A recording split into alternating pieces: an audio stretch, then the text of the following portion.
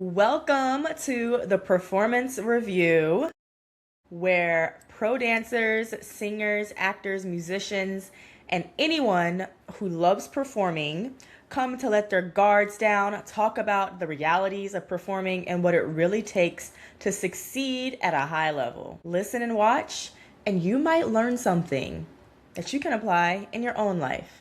I'm your host, Jasmine, and this is the first solo episode since renaming my podcast from the Imperfect Cheerleader podcast to the Performance Review. As you might have heard in the episode that I did announcing the rebrand and the change, I wanted to open this podcast up to more performers in general.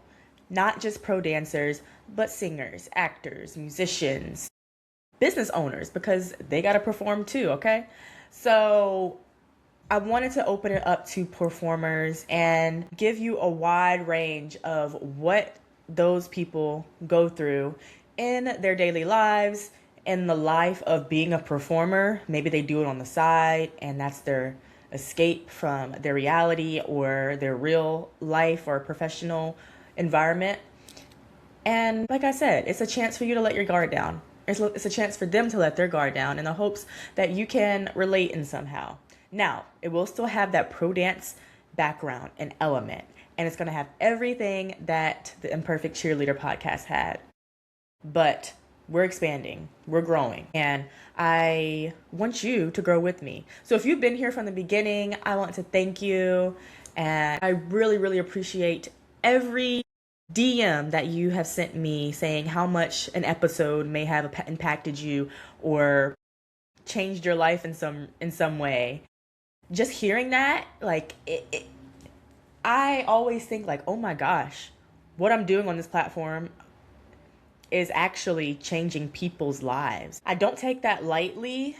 I sometimes just pinch myself and I'm like, I started this, but I didn't know it was going to have that much of an impact on people. And let me tell you, every DM that I get, I hold so close to my heart because I never saw myself doing this. First off, I did not see myself having a podcast. It kind of just happened. And I'm so glad that it's touching so many of you who are listening. So I thank you for being a loyal listener.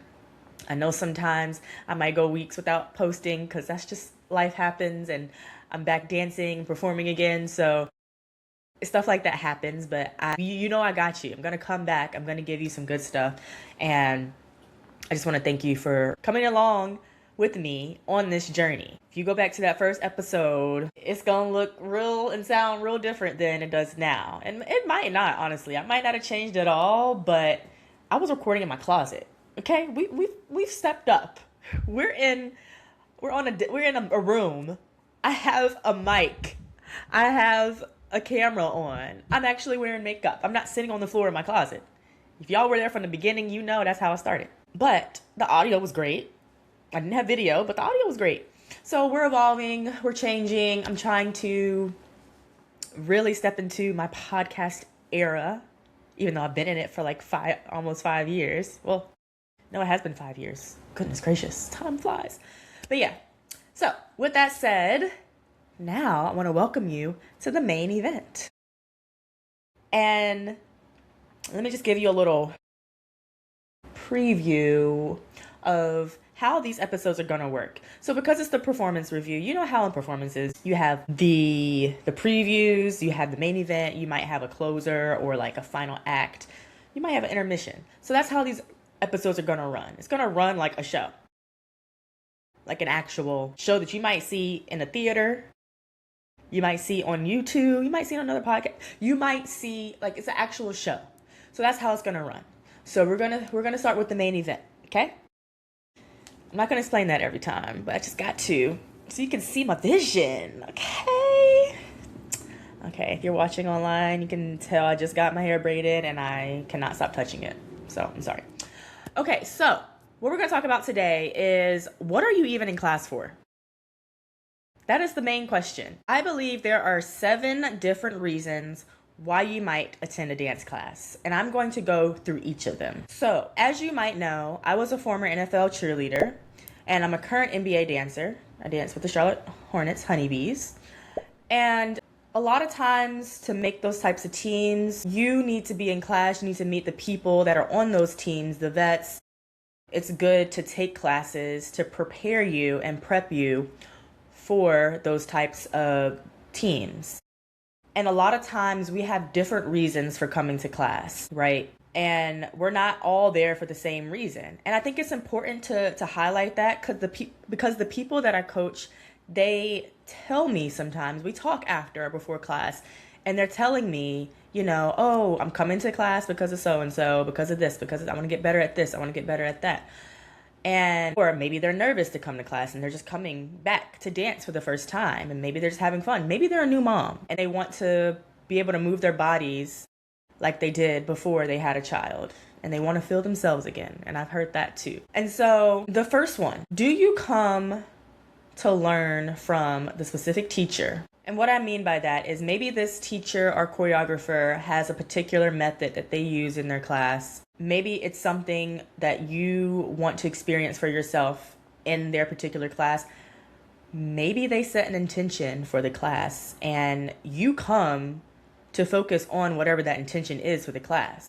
Now, I try to do this in my own classes. I've seen it done in classes that I've taken too, where the teacher sets an intention before class. Recently, in one of my classes, I set the intention to act like you are the most gangster of all the gangsters because the dance was to You Don't Know Me by T.I.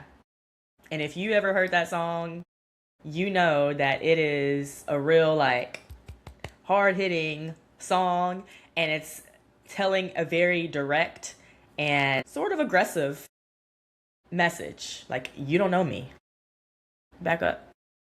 And so that's the mindset that I wanted the dancers to have in class. Pretend like you're dancing in front of your biggest hater. You don't know me and you don't know what I can do, so try me again. That's the mindset I wanted them to have in class. And there's so many different mindsets that you can have in class, and there's so many takeaways that somebody can take from that intention. Now, there's an obvious one, to be to mean mug and to have that gangster attitude. But you can also, somebody might take it in a cutesy way, like a kill 'em with kindness. But you never know what somebody's going to take from that intention, but it's up to them to take that, internalize it, and make it their own, right? Okay. So that's number one. Number two, do you want to learn how to have better camera work? Now, I will say from my own experience, I was not great at camera work, and I'm still learning how to be one with the camera, how to work it, but also how to look away and look back at it. It's a science. You don't always have to look directly at the camera, and you also want to have some eye contact with the camera and not just not look at it at all and ignore that it's there. I've said this before. In my NFL days, we were told not to look at the camera. We were told to pretend like it's not there so that the fans would think that, okay, maybe this is just part of the show. When there's a show, the actors don't look directly at the camera. They're acting as if there's a fourth wall. So that's what I mean. What is the choreography, and does it call for you looking into the camera? I'll give you the example again. As I was teaching that hip hop routine to T.I., You Don't Know Me, there was a part directly at the end where I wanted you to mean mug the heck out of that camera. And I wanted you to come through the camera. So that was that particular choreography. And not all the choreography required that, but there's finding those moments and those bits where you can do that, okay? I think my friend Amina is actually having a class where she's going to talk about this, so you should sign up for it. I'm going to try to be there too. Okay, so number 3, do you want to come for memory retention? Now, I hear this a lot, and it's part of the reasons why I take class. I want to be able to do the dance all the way through at the end without any help, maybe do a solo. I want to be able to remember the dance in that 1 hour, hour and 15, hour and a half time frame. Memory retention is a big thing. It's very common, and a lot of people work on it all the time. I think as dancers, we put so much emphasis on knowing the routine and learning it quickly. It is a reality in the pro world, and it's something that comes with just taking more classes. It comes with reps. That's just one of those things. You just have to do it. You have to keep learning. You have to keep exercising that muscle because your brain is a muscle and you got to keep exercising it. Okay, what are we on? We did 1, 2, 3. Number 4. Do you come for fun? You might come to class for fun. You might come to class because you just want to la-di-da-di-da and just have fun. You want to be around people who share that same passion with you. You want to be around people who are going to make it fun. And it is fun. Dancing is fun, and you get a good exercise out of it. It helps with your mental. I saw recently that dancing is better for depression than exercise. But you get like a double, triple whammy. You get to dance, you get to exercise, and it helps with depression if you have it. Let's hope you don't. But even if you don't know you have it, if you keep dancing, you might not even know you have it because you're always dancing. You see what I'm saying? You see what I'm saying? Yeah. So there you go. Okay, easy as that. Do you do it for fun? And that's totally a valid reason. That's one of the intentions I set for all of my classes. Have fun. Okay, number 5. Do you come to work on your technique? Now, this is a big one too. You want to work on your jazz technique, your kick technique, your pirouette technique. You want to come to a technique class and you want to come to learn how to get better at your technique because that is part of a lot of pro dance auditions. So do you come for technique? And if it's not dance, do you come for technique for another reason? Maybe there's some singing or acting classes and there's particular techniques that are involved with that. So that's that. Number 6. Do you come to work on your style? Maybe you're a little stiff in the neck, a little stiff in the shoulders. You want to loosen up more. You want to learn how to pop it. Like maybe you need to come to learn how to be a little bit more stylized. Maybe you have a great technique, but you're not there on the style. Maybe there's a particular style. Maybe it's the pro style that you want to learn, and you want to come learn how to make your body fit that particular style. That's number 6. And finally, number 7. Do you come to get away from your personal and professional life? That's very real for a lot of people. Do you come for your mental? Okay? That's your outlet. And that's what you come to class for. You're coming to class because you want to get something off your chest that might have happened earlier in the week or that day. And I think that goes along with having fun. You want to come and make it be an outlet for you. Okay? So you can come for all 7 of these reasons. You can come for 1, 2, 3, however. And the intention might change over time. It might change from class to class. It doesn't have to stay the same. But I challenge you, next time you do take a class, to think about why you are there. Like what's the reason why you're there? And that goes back to what your why is and knowing your why. Because that might come up in auditions, it might come up in the interview process. And it's also good to know why you started in the first place, because that's going to keep you going. If you don't have motivation, that's going to be your motivation. I promise you. And your why can be a little deeper than these reasons, but this is a great start. If you need to find a more meaningful or whatever, you need to find a different type of why. I hope you got something from that. I sound like a preacher, Lord Jesus. Don't you love when preachers are like, are you getting something here? Are you getting something from that? That's how I feel right now. I really hope that you got something from that. And if you did, holla at your girl. Okay, now it's time to get into the performance of the week. This is a segment where I'll review one of my favorite performances recently in pop culture or counterculture or whatever I've seen out there in the ether. My performance of the week is a movie called The Drama. Have y'all seen that movie? It stars Zendaya and Robert Pattinson. I did not know what to expect going into this movie, but it was definitely dramatic. The movie definitely lived up to the title. It poses the question, what's the worst thing that you've ever done? What's the worst thing that you have ever done in your life? And what are you hiding? We all got something. We all got skeletons in our closet. Everybody got their thing. All right, like J. Cole said, everybody got their thing. Some make millions, others make memes. I just had to say that. So, yeah. Have you reflected on what's the worst thing that you've ever done? Like, nobody's perfect. We all got something. And then, do you really know the people around you? Do you think that you truly know everybody around you. Who are those people that you open up to? It's a I really just like that movie. It took a really big twist and turn that I didn't see coming. So I highly recommend, if you haven't seen that movie yet, you should go out and see it. I saw it at home. Also, Zendaya and Tom Holland, I've kind of been a little obsessed with both of them. Might be like developing this parasocial relationship with those two because they're just so adorable to me and I love them as a couple. So I've been watching a lot of stuff that both of them are in. I'll probably go see Spider-Man. But the way that they carry themselves and the way that they're so private in their relationship, I think is so admirable. You really don't see much bad about them in the press. They kind of stay to themselves. They don't bother anybody.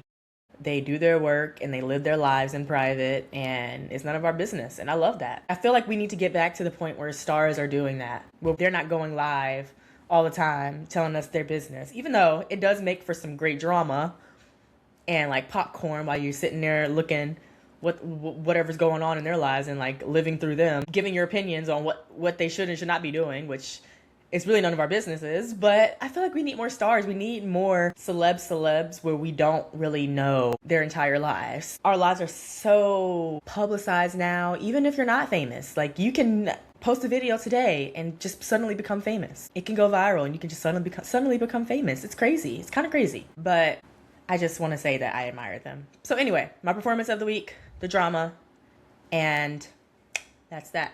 Now, we're going to end with the final act. This is something that I'm going to leave you with that you can ponder on. I am a believer in Christ Jesus. I'm a Christian. I realize that everybody is not a Christian, and that's totally fine. But based off my beliefs, I'm going to share with you a verse that is very relevant to me in my time right now, in my life right now. And that was shared to me by my coach when I interviewed her on the podcast. Go check out that interview. It's Proverbs 3:5-6. Trust in the Lord with all your heart and lean not on your own understanding. In all your ways, submit to him, and he will make your path straight.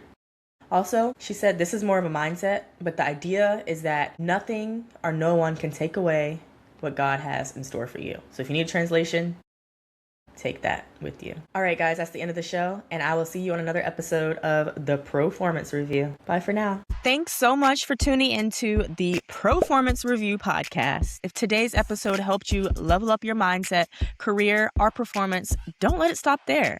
Be sure to follow or subscribe wherever you are listening, whether it's Apple Podcasts or Spotify or any podcast platform, so you never miss a new episode. And if you're watching on YouTube, hit subscribe, give this video a thumbs up, and leave a comment letting me know your biggest takeaway. Every subscription, rating, review, and share helps this community grow and allows us to bring on even more conversations with performers, leaders, and experts who know what it takes to succeed. If you know somebody chasing a dream in entertainment, sports, business, or life, share this episode with them. Your support helps us reach more people who are ready to perform at their highest level. Until next time, remember, great performers aren't always born. Sometimes they're built. Keep showing up, keep growing, and keep performing with purpose. And always remember to take a break before you actually break a leg.